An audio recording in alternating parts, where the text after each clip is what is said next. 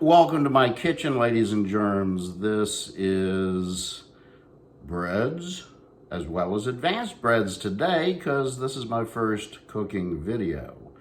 Bringing live content to you. Well, not really live, but at least it's recorded.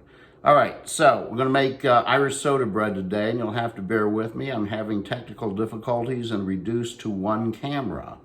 One camera, one microphone. So when we move from point A to point B, I will have to manually move the camera. Might be a little jumpy, but you'll have to deal with it. All right, now one of the first things you always have to do when cooking at home is your mise en place. Sorry. I have gone ahead and I've gathered my bowls, my ingredients. I know for a fact that I need buttermilk. Ooh, that's a challenge because I don't have any buttermilk. In the audio, I mentioned soured milk. You might have that soon, but in the meantime, let me show you how to make buttermilk, okay? So I'm going to take my bowl and I'm going to measure out for this particular recipe. I need 1 3/4 cups of buttermilk or soured milk. So it's the acid in the milk or in the sourness that actually kicks the baking soda in. So there's about 1 3/4. I'm going to put this back in the refrigerator as we speak because it's the last whole milk I've got before it sours.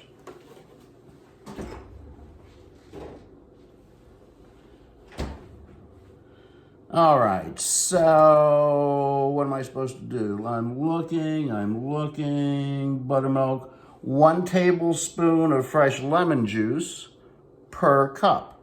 All right, 1 tablespoon, look, I've got my measure. I've got my lemon. So for 1 3/4 cups, I will squeeze out 1 3/4 tablespoons. No seeds, please. Oh, I got a seed in there anyway. Oh, well. I'll be the only one eating it. And just, squeeze your lemon, measure it out. 1 3/4, about to there. Boom, I now have soured milk. All right. Now, basically what you're going to do, first thing you have to do is preheat the oven. Almost forgot. 400 degrees. Have ready a seasoned cast iron skillet. Look how shiny that thing is. Amazing. All right, we're actually going to bake the bread in the cast iron skillet. It'll be cool. All right, we are good. All right, so we're going to whisk the egg. I didn't get an egg. Hold on.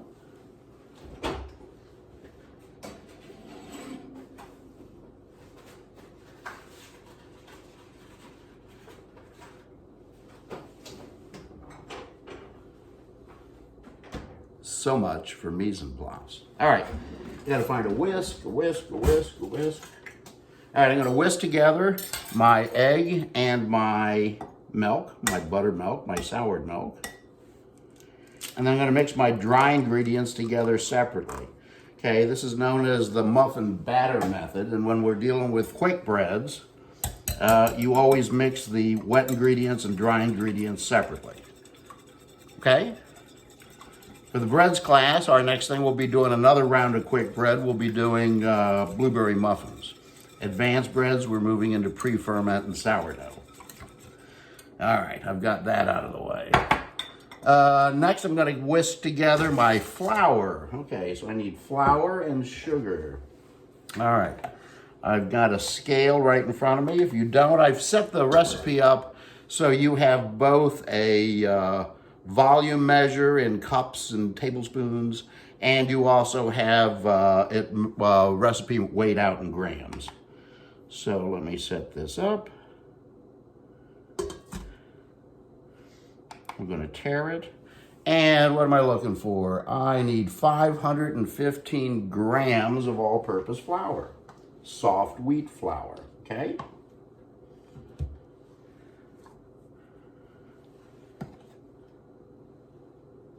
Measuring it out as we speak.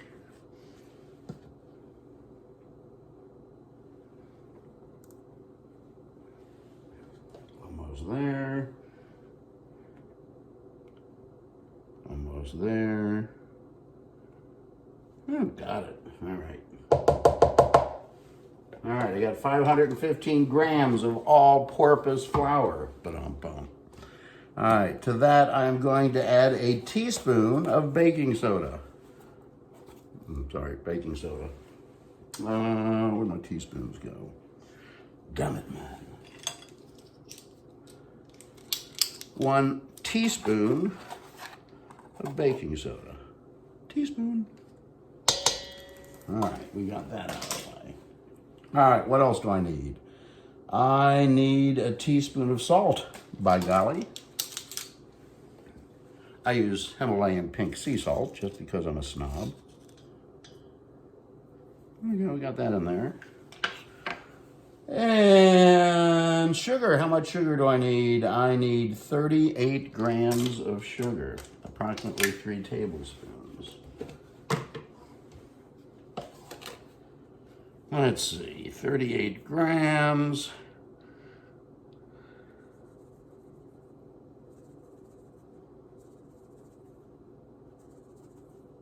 Bingo.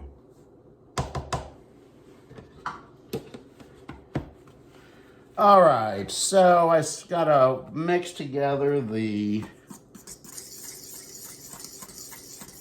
Tell you what, I'm going to flip this camera down, show you what I'm doing. Bear with me. So we get a little light on the action here, because I do have some technology, it just doesn't work all the time. There, how's that? All right. So I'm whisking together the granulated sugar, the baking soda, and the salt. Okay, now I'm going to use my same fork. Get this out of the way, because everything's now measured. Now I've pre-portioned out some butter over here, and it's chilled butter. So I'm using my fork to cut it, kind of like a pastry cutter. I'm putting it into some chunks here. Nice and cold, so it's fighting me. Now when you add the chilled butter chunks, what you'll wind up finding is that it gives it a lighter, fluffier, flakier effect. We'll mix this up here in a sec.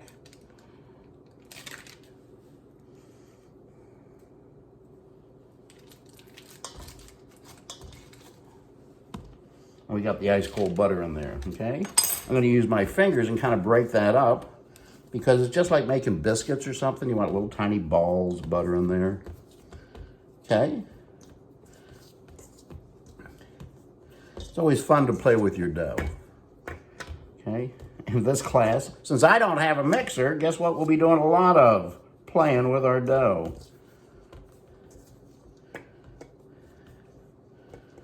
Alrighty then.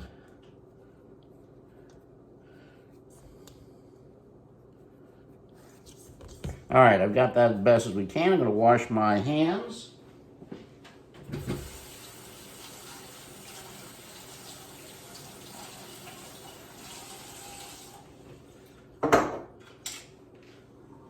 And I'm back. All right. Next thing I'm going to do is add raisins traditionally. It calls for a cup of raisins. Well, I don't have a cup, but I'm going to mix what I've got in. Make it as traditional as I can.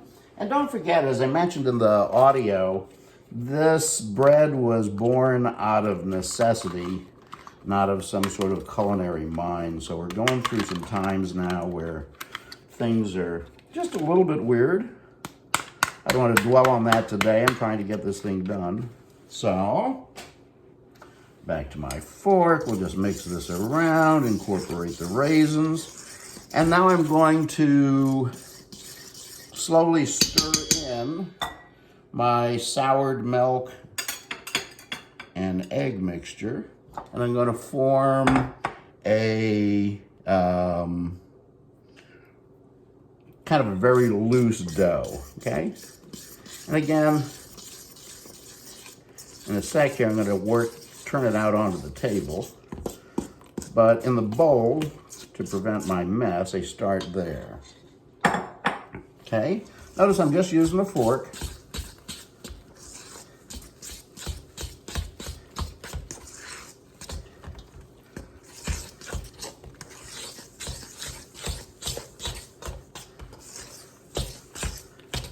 Look at that, forming a nice dough.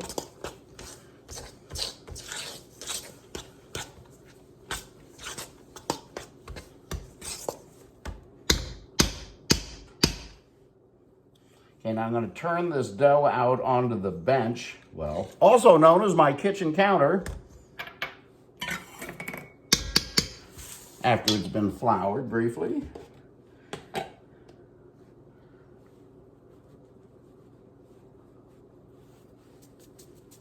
Sorry about the angle there, ladies and germs.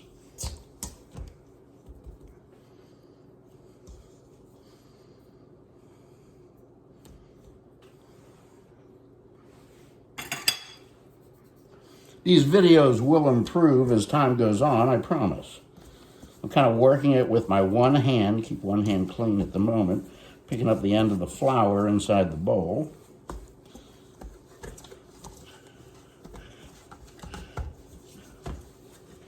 And there's my finished product.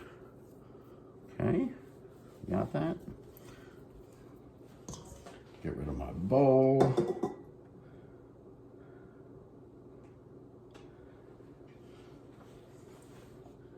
All right, we're gonna coat it with a little bit more flour, and I just wanna knead it a little bit, okay?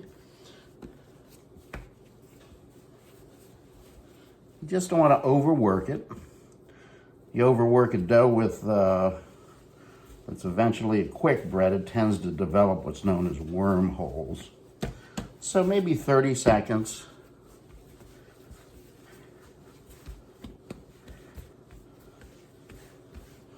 Okay.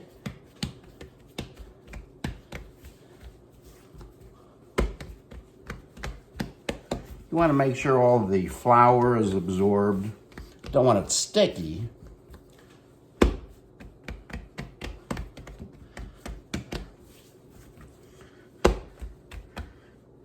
And there we go. Be back in a sec with my pan. I'm going to set this here. Washing the hands.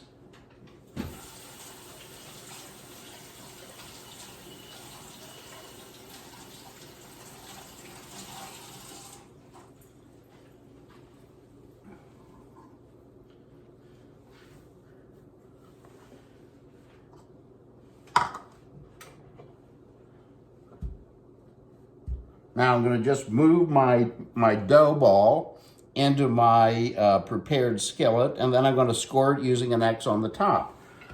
Putting a cross on the top brings good luck to the household. See that beautiful dough? Boom, and it goes. Okay, can you see that? Can you hear me now? All right, we're going to carve an X into the top.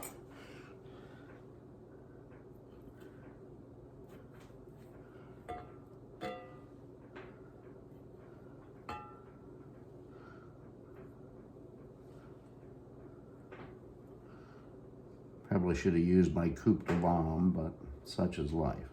All right, there's the cross on the top for good luck, and now it goes in a preheated oven at 400 degrees for 45 minutes. So we'll see ya, well, maybe. How about this? We'll see you when I get back in 45 minutes, and I'll show you the finished product. Bye!